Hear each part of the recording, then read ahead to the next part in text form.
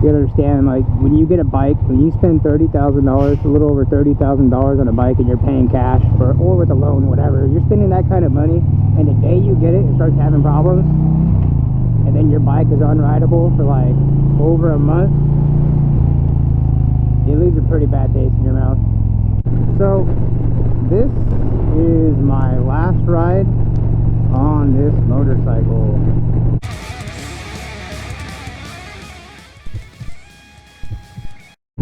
That's right, this is my last ride on this bike.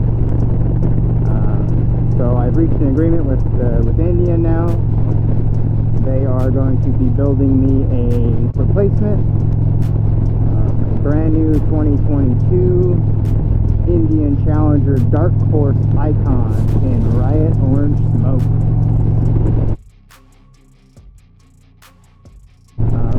Pretty excited that I'm going to be getting such a cool bike.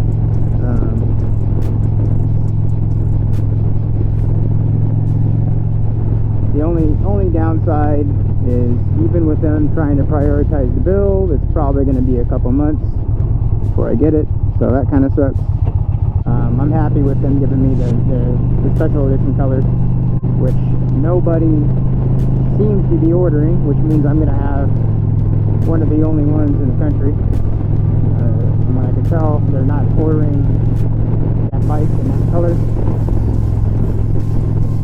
It is a brand new color. I really like the orange colors that I've seen Polaris make over the years. Like the Magnum, I think it's called Habanero. That one's gorgeous. When I saw that the first time, my jaw dropped. It's a beautiful bike.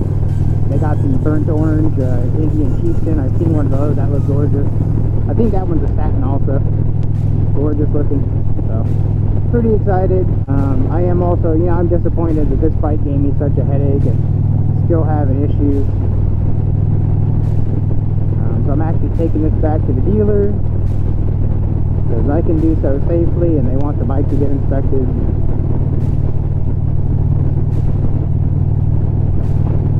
Everything else. So this is my last time on it. So it'll be a few months before I'm able to start riding again on a big bike. They may be able to get me a demo or something to ride in the meantime for a month or two, at least, hopefully. They're not sure. I would hope they could, considering they send out press bikes and stuff like that just for reviews. I mean, they must have bikes sitting around somewhere. I don't care what it is. They can give me a damn Scout for all I care. I just need to ride, you know what I mean? On my way to the dealer. Yeah, this thing's been bittersweet, man. Like, see, it's so jerky again after it's got the new flash on it. And man, that was pretty bad.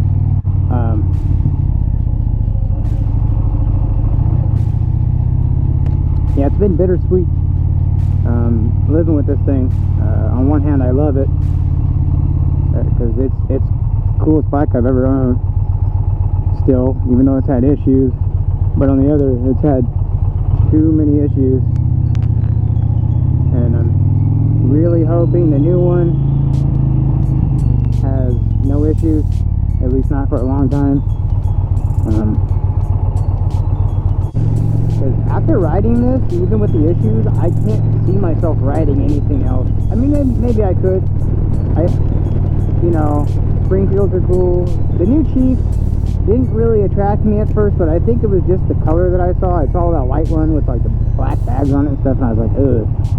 That took them a while to sell at my dealership too. They had that thing for like over a month, even during the shortage, which is still going on, obviously. But it took them a while to sell that bike, a month or two. Might have been 2 months. So I can't be the only one that thought it was icky looking. Man, hopefully my dealer can get me home. My wife's not going to be available for hours, and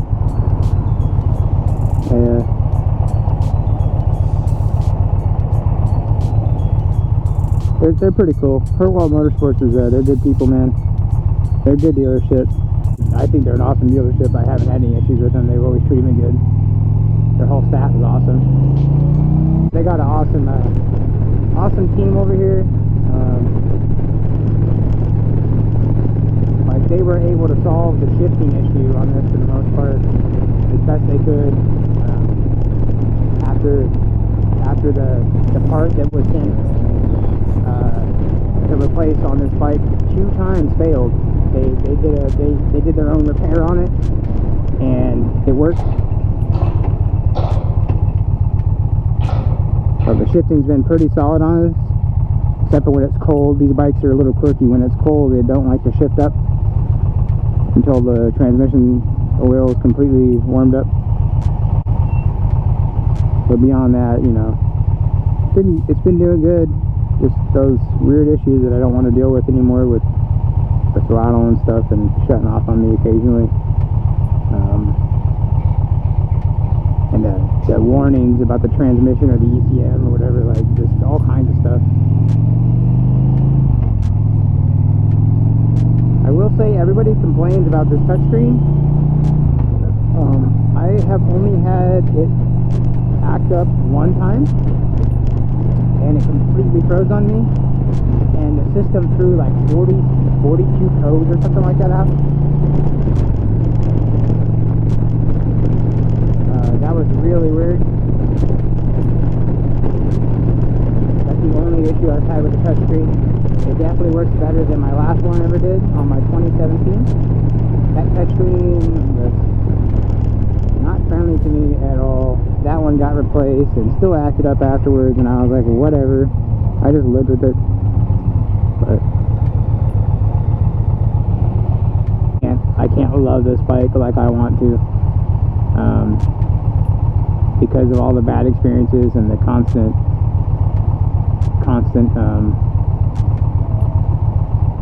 resurging issues, and it just, I can't do it.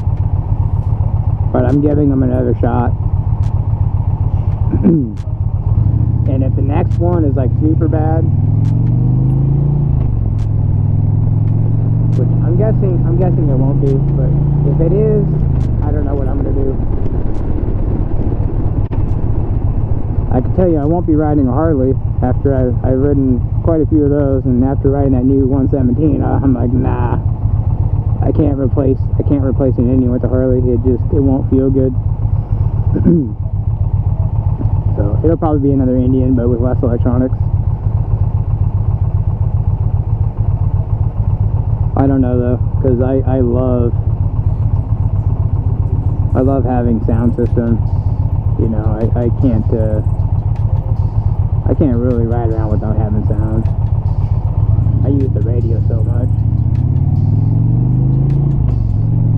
I used to always cruise around with headphones, with earbuds in, until I bought my Indian with the fairing, and it had speakers, you know, my Roadmaster, and I loved it.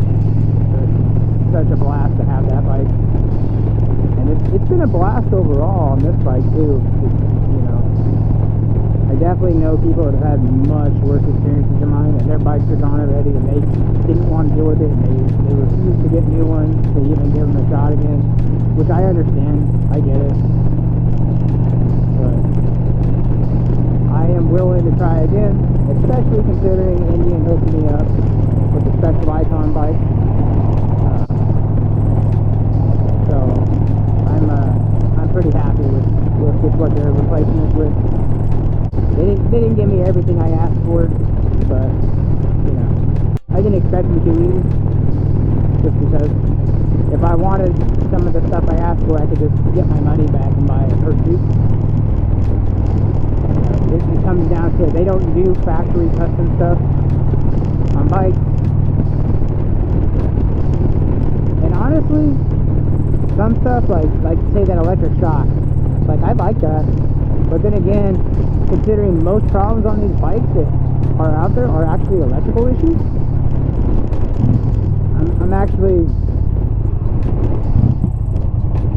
I actually don't think I'd want them to put the electric shock on here.